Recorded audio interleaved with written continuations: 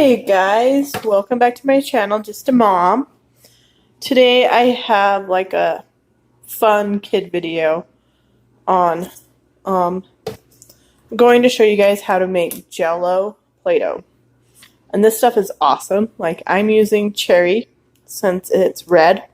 And I only keep it for about 2 weeks. So I figure I'll do cherry, and then if my kids use it all, maybe next week I'll do green. Just for something fun to get like Christmassy. It'll be really red, and then it'll smell like cherries as well. So what you need for this Play-Doh is a cup of flour, a packet of Jello, and I'm just using the Kroger brand because it's cheaper.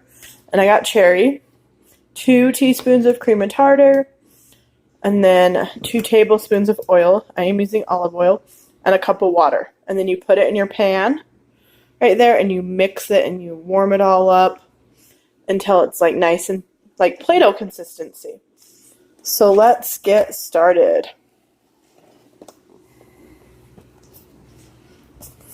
I'll just hold this right here. Okay, there's my water. It's a cup. I'm going to turn my burner on medium.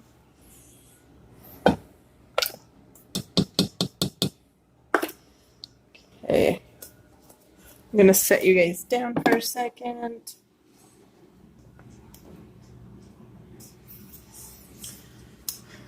Now I'm going to add 2 teaspoons of cream and tartar.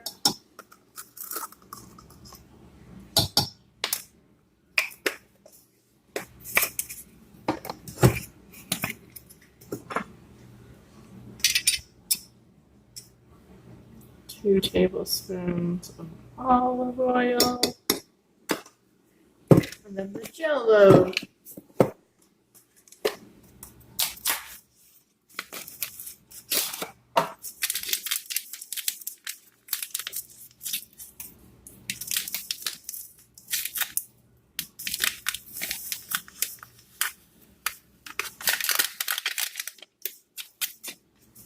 Okay, so this is what it looks like. I have not mixed anything up yet.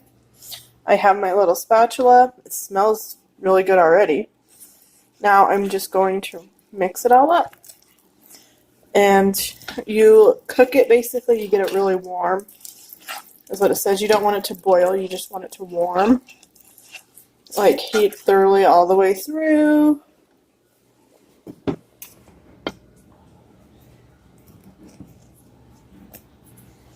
And so this makes quite a bit of, like a decent amount, more than what you could buy, like if you were to buy like Play-Doh at the Dollar Tree or something. This is a little bit more than what you would get there. And cost-wise, like most of the time, like you can get everything really cheap and whatnot. Plus it smells really good, so it like really helps with their senses because they're playing with it. And they can smell it and whatnot. Like all the other Play-Doh that I've made requires a lot of salt. And my youngest daughter eats everything. Like, we had to get a lid for our cat box because she was trying to eat cat poop all the time. It's gross. I keep her out of stuff. But, like, she just is fascinated with putting stuff in her mouth. So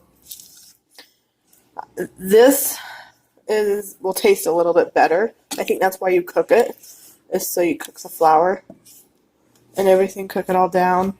And plus it thickens up when you cook it, like Jello normally does, like when you make Jello.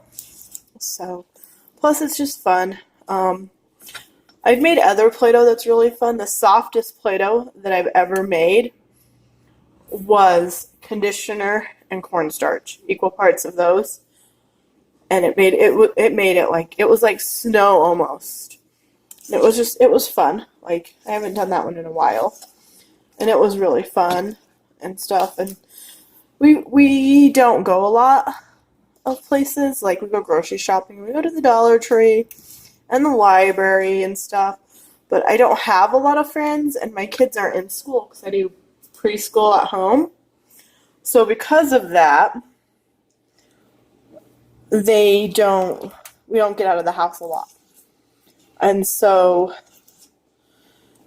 I felt bad recently because their dad's working a lot, so they're not seeing their dad much. And they're just cooped up in the house. We live in Utah, and I mean, I let them go play out in the snow and do stuff, but I mean, you can only play outside in the cold for so long before it gets too cold.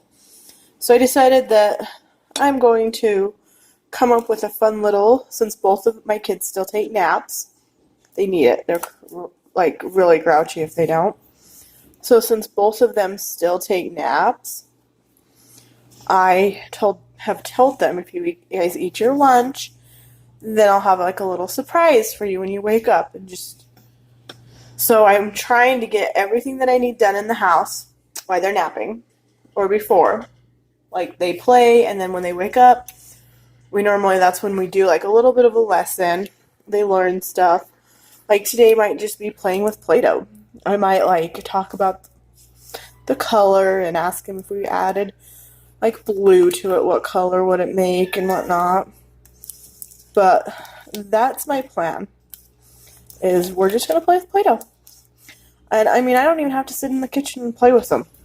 Like, I could get out some Christmas cookie cutters and a rolling pin, and I could let them sit in the kitchen, and they would probably play with Play-Doh for at least an hour or two.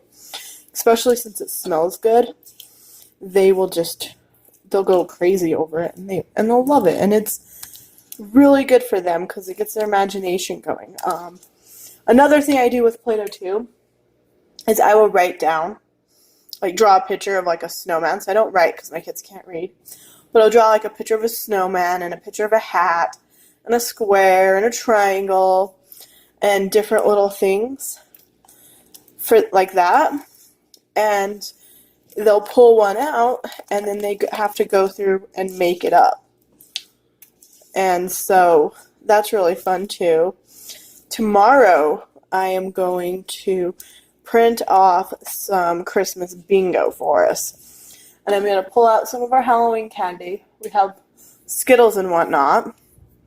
And we're just going to mark it with Skittles and play bingo in the afternoon. Christmas bingo, listen to Christmas music, and have fun. So if you can tell, this is starting to get a little bit thicker. It looks like it's getting lumps when it's not. It's just getting thicker. I don't like mixing this with my hands when it's done, like when it's really thick, just because it's warm, and that warm Play-Doh it's not appealing to me.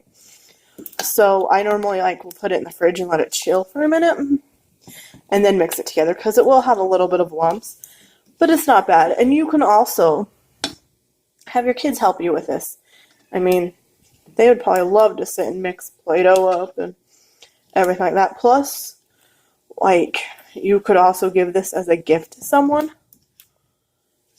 Like, if you're on a tight budget, but have nieces and nephews that you need to buy for, you could make a whole bunch of this up and just wrap it up in saran wrap and put it in a box, or make that Dollar Tree has a whole bunch of cute little Christmas jars that you could get, and you could like put it in a Christmas jar and give it to them. I mean, it does need to be refrigerated, and it is only good for like 2 weeks or so. Then it just kind of gets, it'll either get really hard or it goes slimy. If it goes slimy, just add more flour.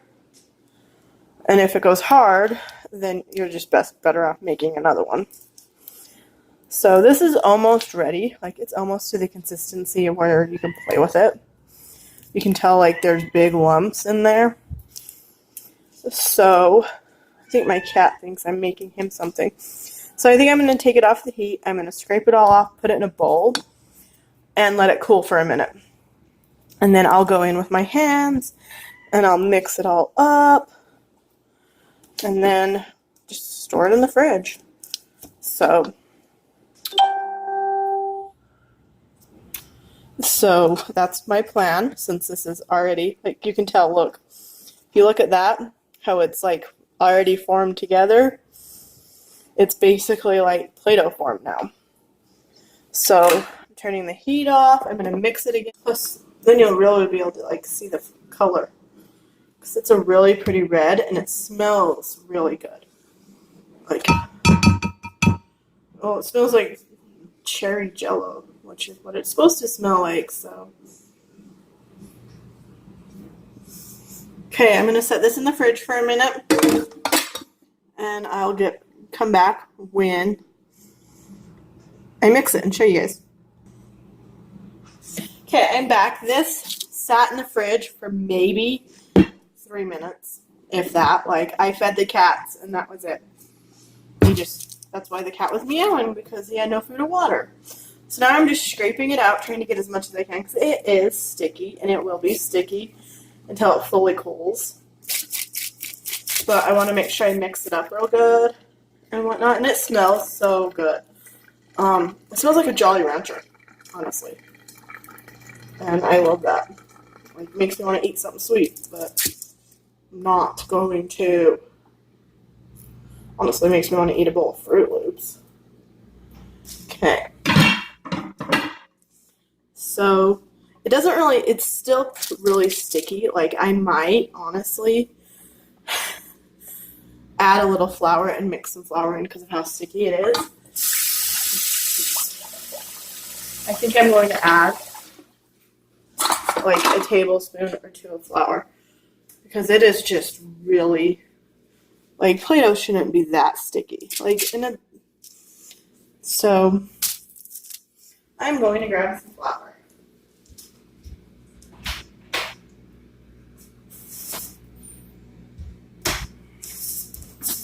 I like the color though, and that's the only thing that bums me out is because adding flour is going to change the color, but I think that you need a little bit more flour.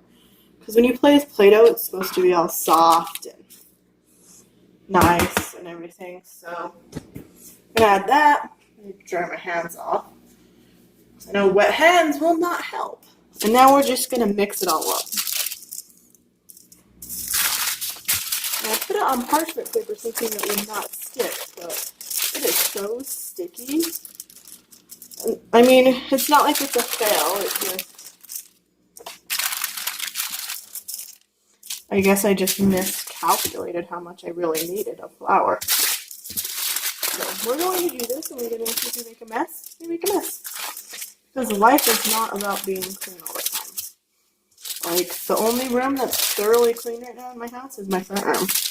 And that's because I rearranged it and put the tree outside of where it normally goes. I normally like it right in front of the window so everybody can see it.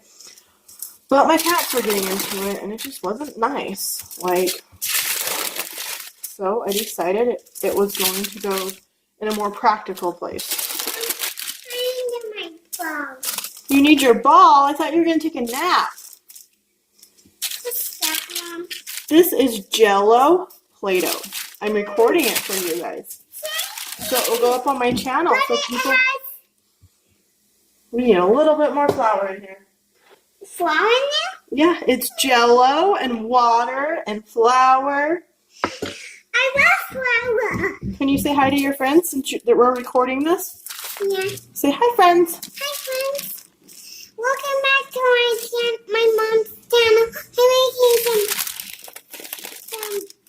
some Play-Doh for us because I got my little tiny baby. Mama, the baby wants to play with Dough with us. Your little pony can't play with Play-Doh. It's just a toy. See, now that's a better consistency. It's still a little sticky, but by the time it fully cools, since this is warm. But it sticks to the plastic. This is parchment paper, sweetheart. And it's still a little sticky, this Play-Doh is. But it can't get off. But I think it's because it's hot.